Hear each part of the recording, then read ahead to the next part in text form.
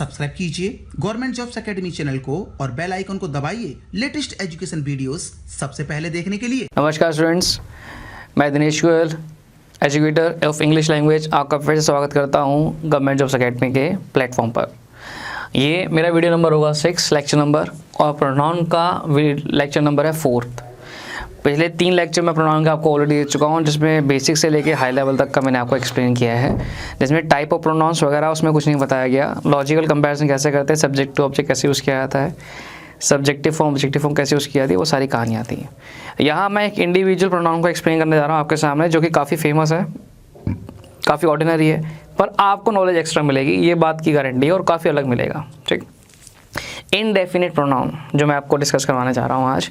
बच्चों से पूछा जाए इनडेफिनिट प्रोनाउन क्या है, तो बच्चे बड़े कॉन्फिडेंटली इसको आंसर करते हैं, और काफ़ी अच्छे से एसएससी में पूछा भी जाता है इसके बारे में, एप्लीकेशन भी अच्छी बनती हैं, पर इसके कॉन्सेप्ट भी थोड़े अलग होते हैं। पेपर अच्छा बनेगा तो कॉन्सेप्ट डिफरेंट वे में पूछ लिया जाएगा।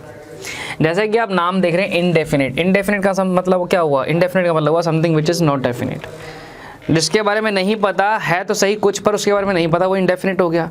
प्रोनाउन मतलब वो चीज़ें नाउन की जगह भी यूज़ किए हुए हैं, यानी कि इनडेफिनिट प्रोनाउंस वो शब्द हुए जो किसी एक नाउन को रिप्लेस करके उसकी जगह भी यूज़ किए जाएंगे, पर वो नाउन है क्या, कितना है, कौन है, इसके बारे में आइडिया नहीं है।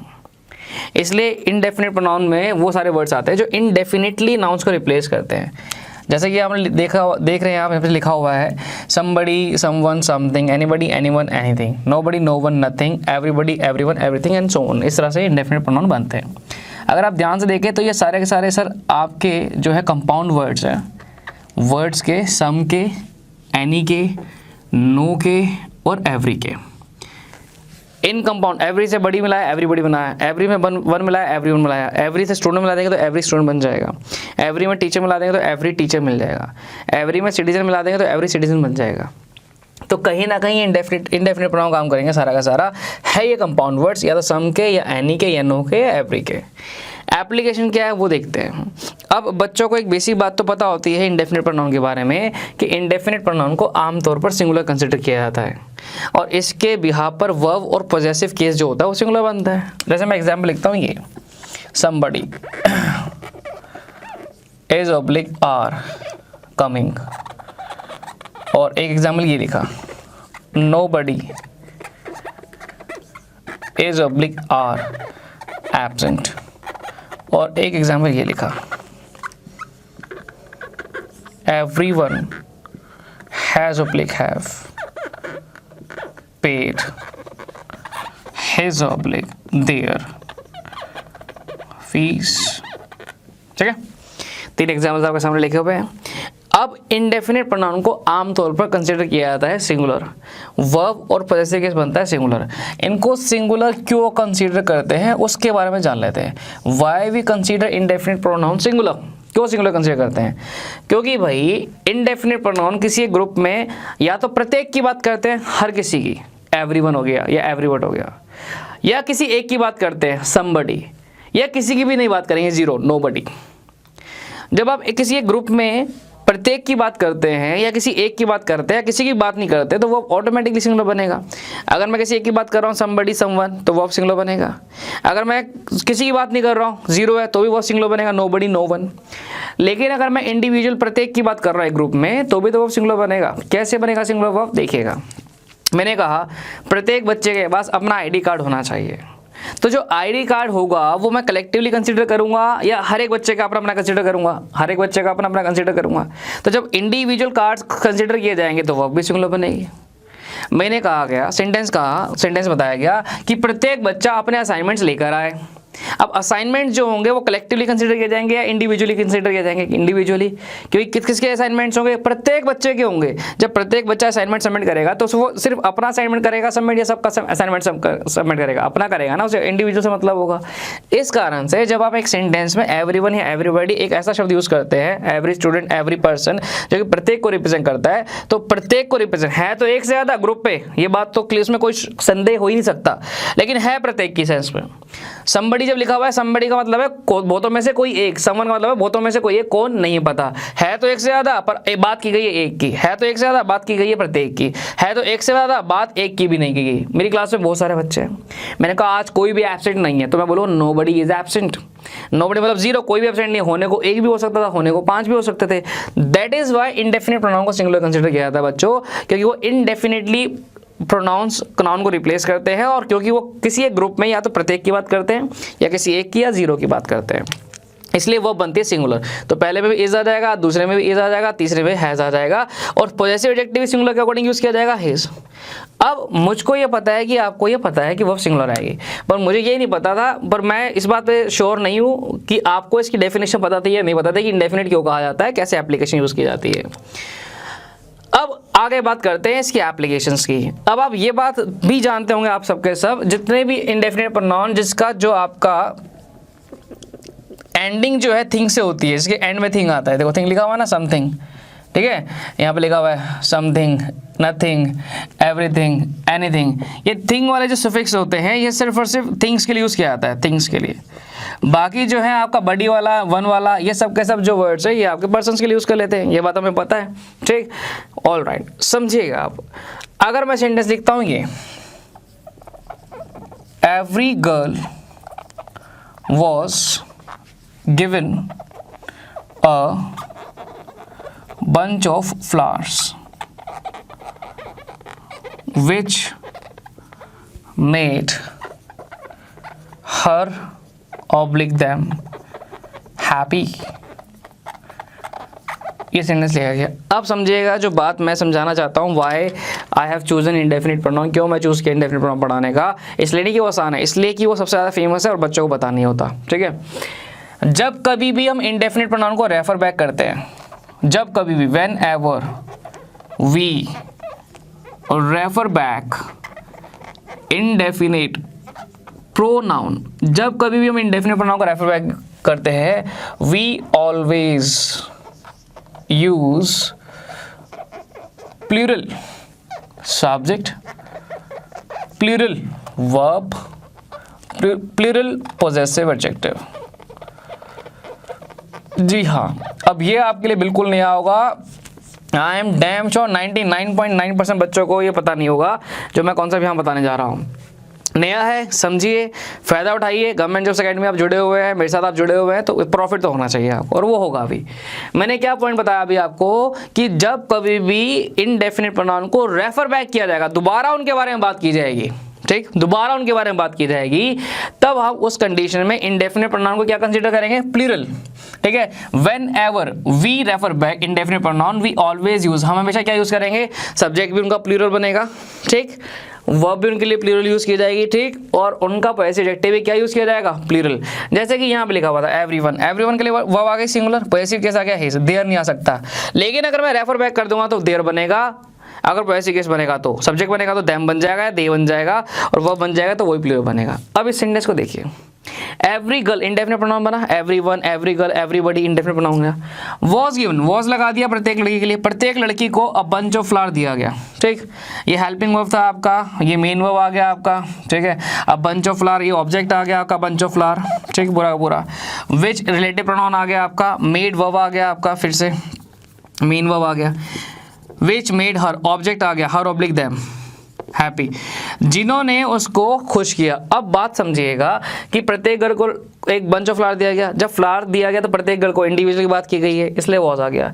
एंड विच मेड हर और ऑब्लिक देम हैप्पी, जिसने उनको खुश किया। अब खुश किसको किया, एक लड़की को या सभी लड़कियों को, सभी लड़कियों को। तो ये जो हर या देम है, ये इसका पॉजेसिव केस ना बन के इसको रेफर बैक कर रहा है, उनके बारे में दोबारा बात कर रहा है। और अगर रेफर बैक कर रहा है तो मेरे बच्चों वर्ब बनेगा प्लूरल, सब्जेक्ट बनेगा प्लूरल, ऑब्जेक्ट बनेगा प्लूरल, पॉजेसिव एडजेक्टिव बनेगा प्लूरल। सिंगुलर यूज नहीं कर सकते, अगर सिंगुलर यूज किया तो वो गलत हो जाएगा।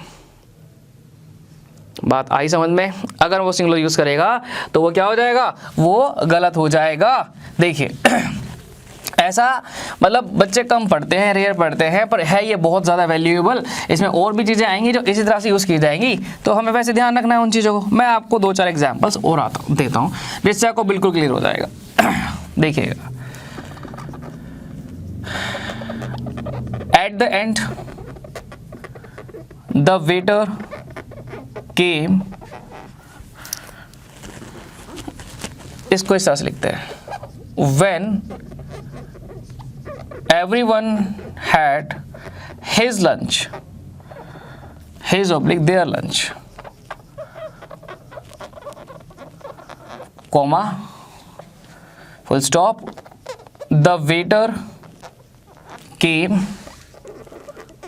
and took his oblique their plates.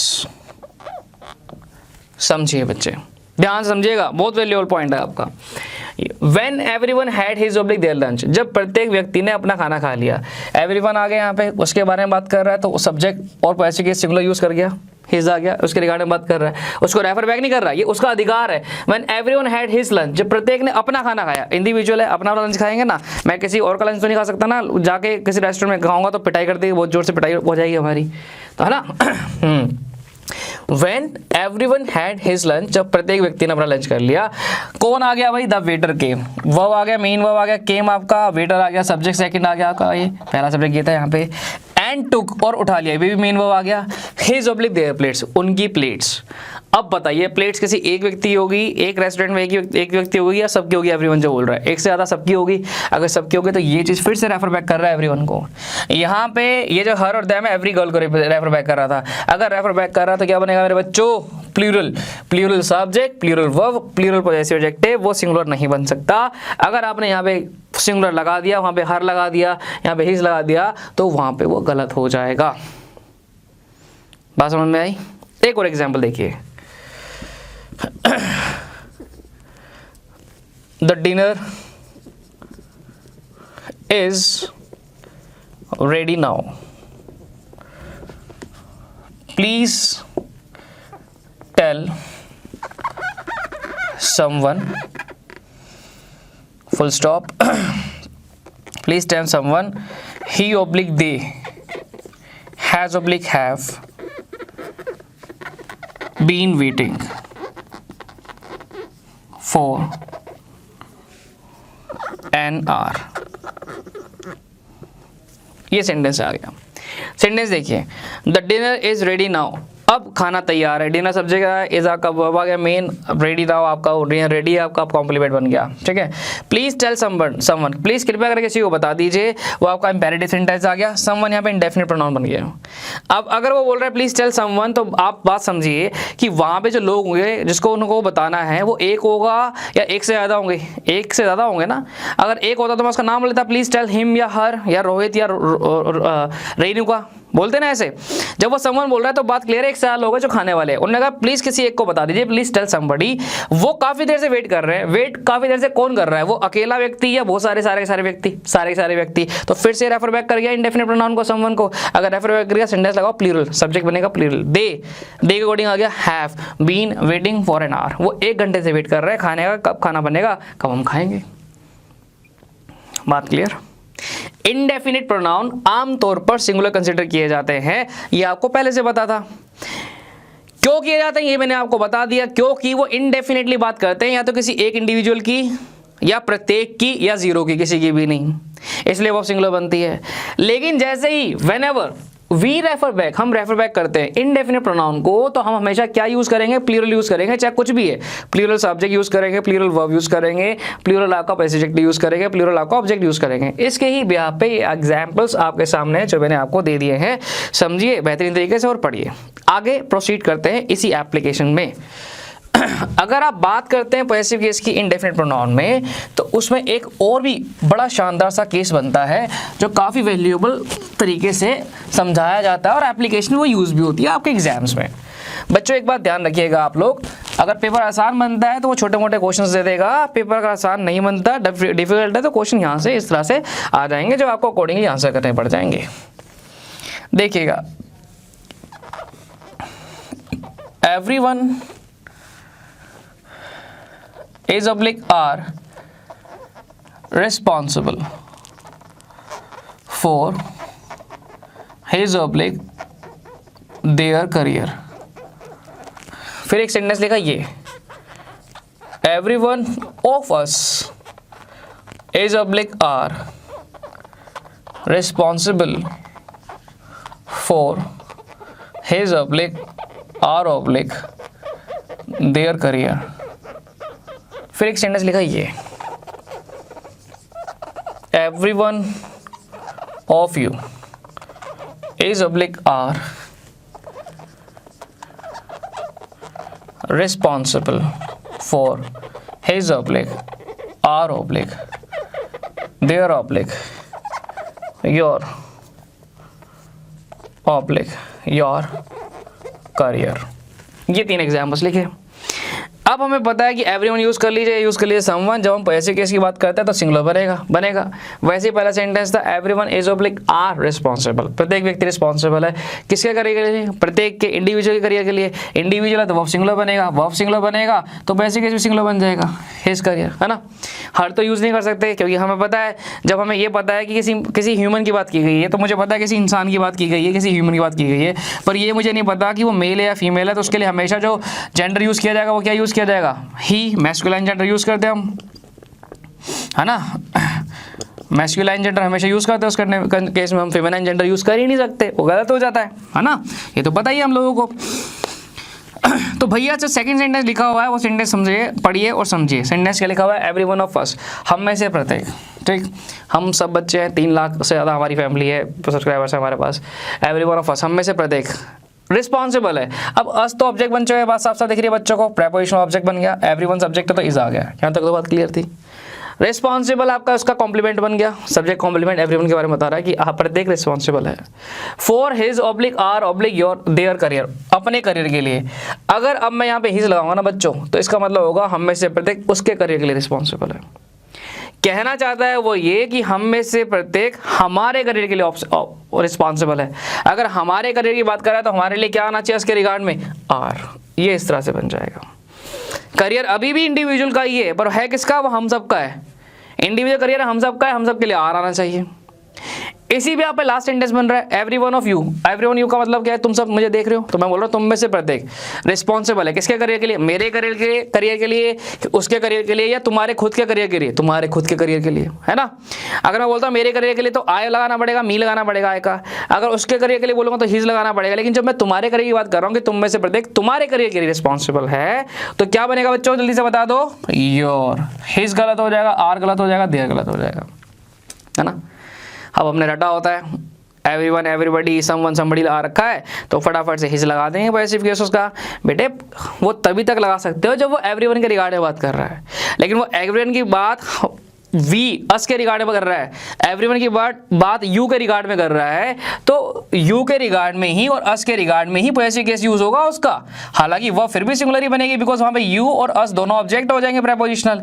लेकिन जो एवरीवन है वो हम में से और तुम में से कोई है क्या, तो तुम में से तुम्हारे लिए रिस्पॉन्सिबल है, हम में से हमारे लिए रिस्पॉन्सिबल है। इसलिए जब इस तरह से एक्सप्रेशन बनता है तो आप पैसिव केस का यूज करते हैं, वो सेकंड पर्सन और फर्स्ट पर्सन जो यूज किया गया है उसके अकॉर्डिंग आप पैसिव केस का यूज कर देते हैं। मैं इसका छोटा सा फॉर्मेट लिखवा देता हूं, हालांकि लिखवाना तो नहीं चाहिए पर फिर भी देख लीजिए। जब भी कभी आप इंडेफिनिट प्रोनाउन की बात करते हैं, एवरीवन, एवरीवन हो गया, एवरीबॉडी हो गया, कुछ भी यूज कर लीजिए, ठीक है। ऑफ के बाद अस का यूज कर लीजिए, यूज कर लीजिए। वर्ब तो आपकी हमेशा सिंगुलर ही रहती है ना। लेकिन जो पॉजेसिव केस आएगा वो या तो आएगा अस के अकॉर्डिंग आर, या यू के अकॉर्डिंग क्या आ जाएगा, योर। देखो ये अस को डबल लाइन किया मैंने तो आर को डबल लाइन कर दिया, यानी कि अस लिखा होगा तो यू आर आ जाएगा। अब यू को सिंगल लाइन कर रहा हूँ तो यू का अकॉर्डिंग योर आ जाएगा। ये हमें ध्यान रखना है कि पैसिव केस हमेशा ये बनेगा।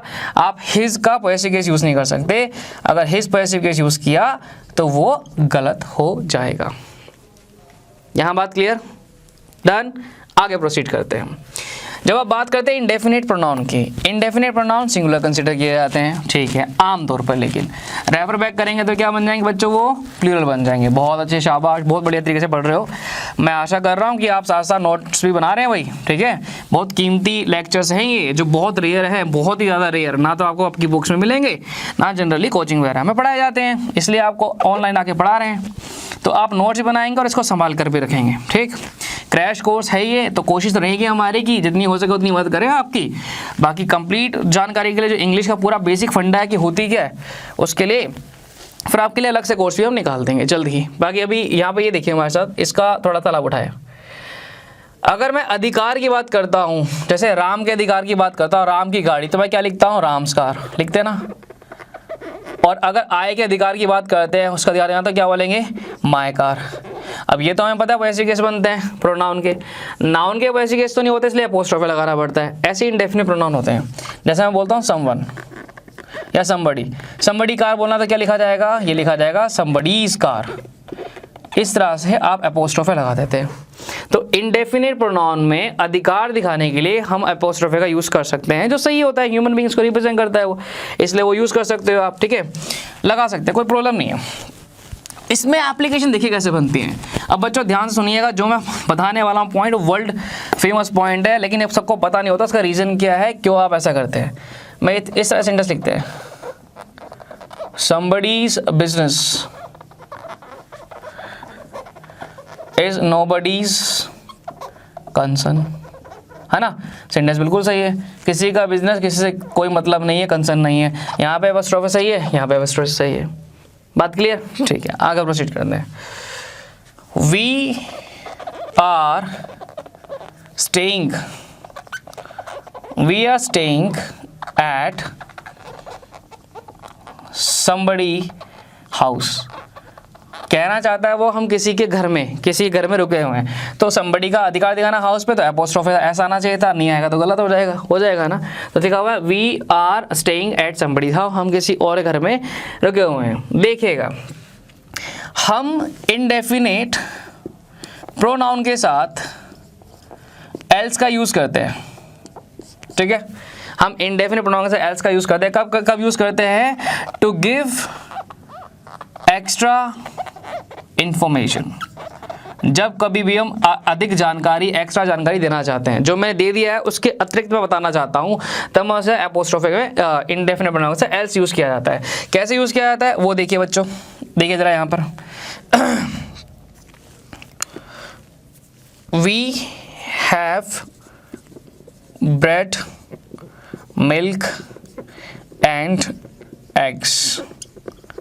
सेंटेंस बना, हमारे पास ब्रेड भी है, मिल्क भी है, एग्स भी हैं। व्हाट, इधर लिख देते हैं, what else do you want. तो जरा आप मुझे पढ़ के सुना दो और बता दो कि इसका मतलब क्या हो जाएगा। हमारे पास है ब्रेड भी, मिल्क भी, दूध भी और अंडे भी, और अतिरिक्त तुम्हें क्या चाहिए। तो जब ये मैंने एल्स यहाँ पे यूज़ किया, ठीक है, जब हमें एल्स यूज़ किया तो मैं किसको रिप्रेजेंट कर रहा हूँ, एक्स्ट्रा चीज़ों को रिप्रेजेंट कर रहा हूँ। What else do you want, indefinite pronoun कैसे यूज़ कीजिए, ऐसे यूज़ कीजिए। एल्स जब भी आप यूज़ करते हैं वो किस लिए यूज़ किया जाता है, एक्स्ट्रा इन्फॉर्मेशन देने के लिए यूज़ किया जाता है, ठीक है। अगर मैं कहना चाहता हूँ ये we are staying at somebody else house, तो इसका मतलब क्या बनेगा बच्चों, we are staying at somebody else house। हम somebody घर पे रुके हुए हैं, somebody के अलावा किसी और के घर पे रुके हुए हैं, somebody के अलावा किसी और के घर पे रुके हुए हैं। हम लोगों को ये बात पता है, जब कभी भी आप इंडेफिनिट प्रोनाउन के साथ एल्स का यूज़ करते हैं तो अपोस्ट्रोफी हमेशा एल्स में आता है। अगर आप इंडेफिनिट प्रोनाउन के साथ अपोस्ट्रोफी लगा देंगे, कब, जब आप उसके साथ एल्स यूज़ करते हैं, तो वो गलत हो जाएगा। ये पता है, फॉर्मूला याद कर रखा सबने, क्यों होता है वो समझिएगा। अब जब मैं सेंटेंस में बात लिख रहा हूँ, ये पहला sentence, we are staying at somebody's house, जो घर जो था वो किसका था भाई, समबडी का, इसलिए समबडी में अपोस्ट्रोफी आ रखा है। अब आप मुझे ये बताइए, जब मैं सेंटेंस लिख रहा हूँ we are staying at somebody else house, तो जो अधिकार है समबडी का है, समबडी के अलावा किसी और का अधिकार है। ये जो घर होगा समबडी का होगा या समबडी के अलावा किसी और का होगा, किसी और का होगा, क्योंकि एल्स किसी और को रिप्रेजेंट करता है। अगर समबडी का होता तो सेंटेंस ऐसा बनता। तो जब अधिकार समबडी का है ही नहीं, एल्स का अधिकार है, चाहे वो राम है, मोहित है, रामू है, काका है, चीनू है, कोई भी है, तो अधिकार जब उसका, तो अधिकार उसका है, तो अपोस्ट्रोफी भी तो उसमें आएगा ना। इसलिए जब आप इंडेफिनिट प्रोनाउन के साथ समबडी यूज़ करते हैं बच्चों, तो समबडी में इंडेफिनिट प्रोनाउन में अपोस्ट्रोफी नहीं आता, अपोस्ट्रोफी एल्स में यूज़ किया जाता है। तो सेंटेंस इस तरह से बनेगा, we are staying at somebody else's house. We are staying at somebody's else house कहना बिल्कुल गलत हो जाएगा। इंडेफिनिट प्रोनाउन बहुत अच्छी एप्लीकेशन है। बच्चों को लगता है कि अरे इंडेफिनिट प्रोनाउन है, इसको तो मैं ऐसे कर दूंगा, लेकिन ऐसा होता नहीं है। वो अलग है, वो तब तक सिंगुलर है जब तक वो जनरल फैक्ट में यूज़ किया गया, जनरल सेंस में। जैसे ही वो रेफर बैक करेगा वो प्लूरल बन जाएगा, सब्जेक्टिव प्लूरल, वर्ब भी plural, possessive adjective plural, object भी प्लूरल। कब हम एल्स यूज़ करते हैं इंडेफिनिट प्रोनाउन के साथ? जब हमें अतिरिक्त चीज़ों के बारे में बात करनी होती है। तो अगर मुझे अधिकार दिखाना है तो अतिरिक्त चीज़ों का दिखाना पड़ेगा, इसलिए एल्स के बाद एपोस्ट्रोफे आता है, इंडेफिनिट प्रोनाउन में नहीं आता। अधिकार सिंपल दिखाना है, जब अधिकार सिंपल दिखाना है तो हम सिर्फ क्या करते हैं, इंडेफिनिट प्रोनाउन में किसका यूज़ कर देते हैं, एपोस्ट्रोफे का यूज़ कर देते हैं। अब इंडेफिनिट प्रोनाउन में एक सबसे बड़ी क्लास होती है जो होती है वन की, इसको आप जानते होंगे, वन, वन सेल्फ, है ना, वंस, इस तरह से यूज़ किया जाता है। अब ये वन बड़ी कहानियाँ लेके आता है, ये 4 से 5 तरीक़ों से यूज़ किया जाता है। ये प्रोनाउन का काम भी करता है, ये डिटर्मिनर्स का काम भी करता है। 1 2 3 4 वाला वन होता है ना, एडजेक्टिव का काम कर गया वहाँ पे वो, है ना। ये एडवर्ब का भी काम करता है, वंस अपॉन ए टाइम करता है, और ये नाउन का भी काम करता है। 4 से 5 प्रकार के ये अलग तरीके से यूज़ किया जाता है। कैसे यूज़ होगा ये वो आपको नेक्स्ट वीडियो में बताया जाएगा। अभी के लिए हमारे साथ बने रहें, इसको बड़े तरीके से पढ़े। नेक्स्ट वीडियो में इंडेफिनिट प्रोनाउन वन की डिटेल में एक्सप्लेनेशन दे दी जाएगी।